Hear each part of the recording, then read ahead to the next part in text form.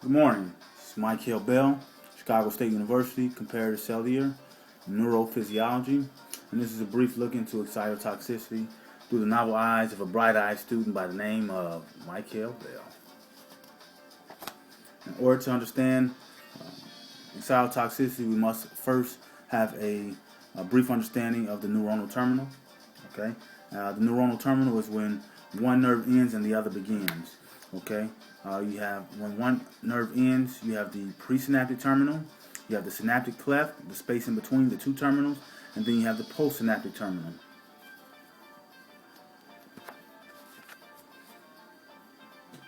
When an action potential arises in the presynaptic neuron, it causes neurotransmitters to flow. Okay, an increase in calcium comes into the cell and facilitates the release of the neurotransmitter into the synaptic cleft, and then that neurotransmitter then binds to a receptor on the postsynaptic terminal, and another action potential arises in the adjacent neuron. What is a neurotransmitter?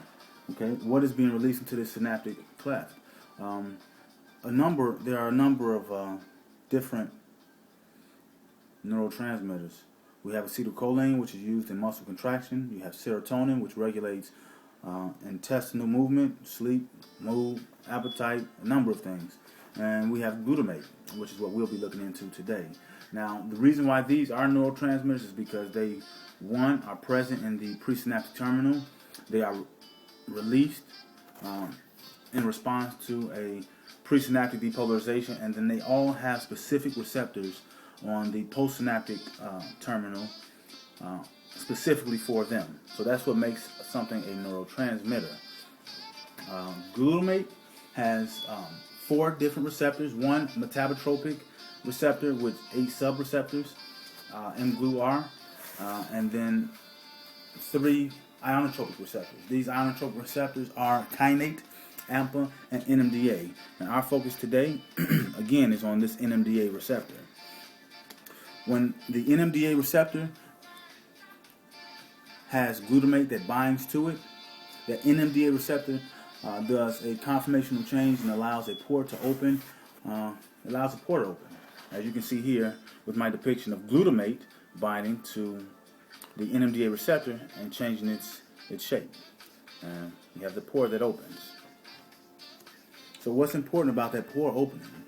Well, like all the other ionotropic receptors, sodium flows through this pore, potassium flows through this pore, and then we also have calcium.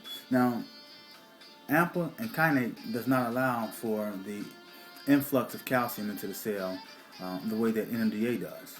Okay, so that's important, actually very important, because calcium binds to a number of secondary messengers. It binds to protein kinase. Calcium binds to protein kinase. It binds to the endoplasmic reticulum. It binds to the mitochondria. It binds to calmodulin. Essentially, calcium plays a vital role in the homeostasis of the cell. So, strict regulation of calcium is important.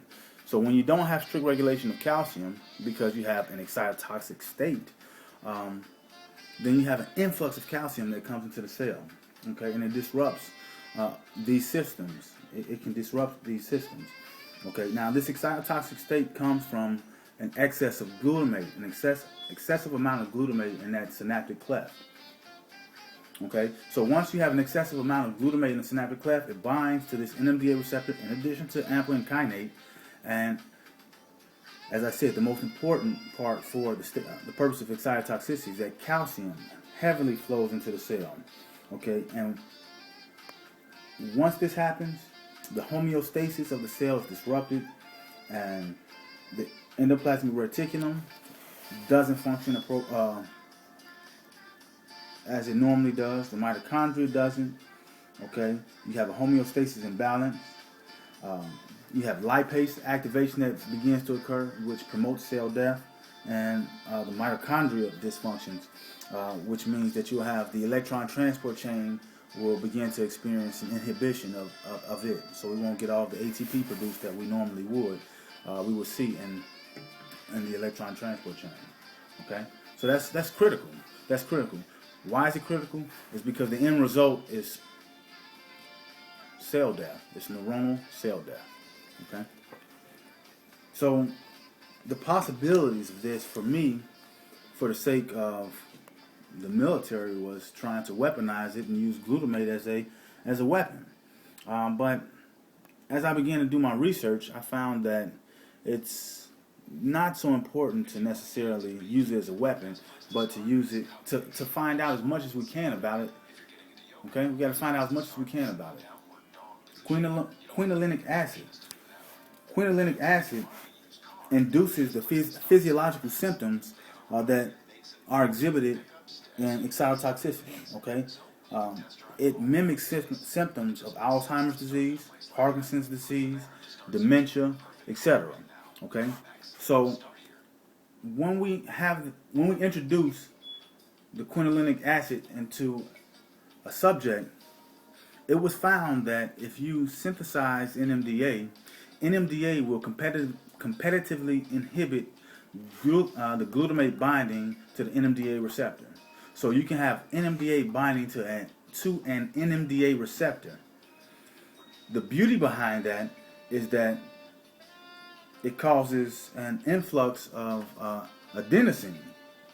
Okay, that adenosine does some secondary messenger work like calcium does, and it inhibits the cyclic AMP, which eventually causes the NMDA receptor to begin to stop functioning. Okay, so it kind of protects the cell. It works as a preconditioner, and it protects the cell. And it has been shown in the study by Servino, excuse my finger, in the Journal of Life Sciences, that 24 hours following that quinolinic acid exposure, you have neuroprotective effects in 50% of the study. Okay, that's for me, that's quite a bit. So that's pretty good. In another study, in another separate study, I learned a little bit about DREAM. Okay, DREAM actually stands for downstream regulatory element antagonist modulator. It's a mouthful. So I'm gonna stick with DREAM for the sake of this. Okay, DREAM is interesting because it has 4 calcium binding sites. Okay, so once calcium comes into the cell, it'll bind to DREAM. Okay.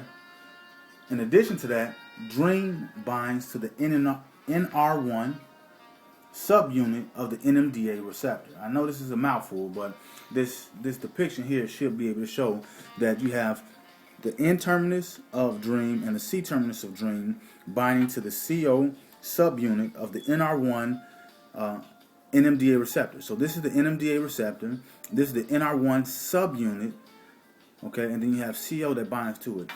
Now what actually happens is that calcium that comes into the cell as a result of glutamate binding, calcium will come in and bind to calmodulin.